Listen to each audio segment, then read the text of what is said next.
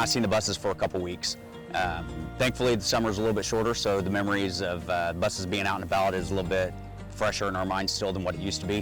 When the flashing light starts, that is a cue to you that the bus is about to make a stop, the sign's going to be coming out, and you must stop. There's sometimes questions on whether or not you should be crossing or stopping before with a median in the way. When in doubt, just stop. It's safer for everybody. The kids are not necessarily looking for you and your cars as they're entering and exiting the bus, going to the curb, or even crossing in front of the bus. So you need to be watching for them.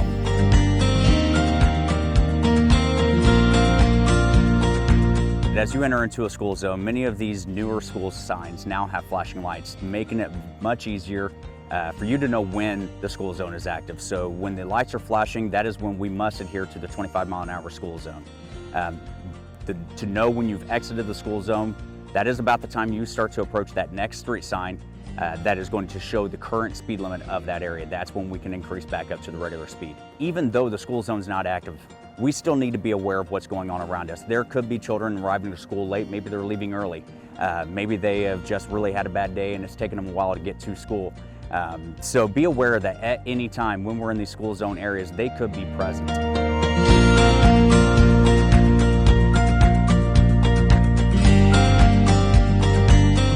Always be aware that there could be a child that has not fully learned all the rules yet.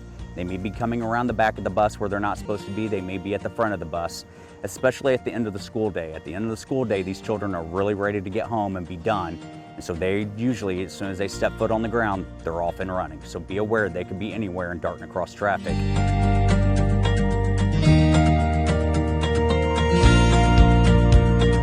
One of the biggest things our community can do to help us as officers and to help our schools is to set an example.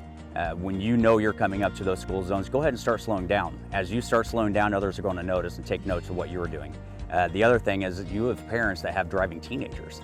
Set that example to them, but also enforce that to them, reinforce that to them. Tell them that when you're entering a school zone, when you're going to school, you also need to be an example to your fellow students and to those that are around you. People are watching more than what you realize. When in doubt, stop for the school bus. Those kids are relying on you to keep the roadway safe so they can cross and they can get to the curb to safety, and they just want to go home. They just want to go to school.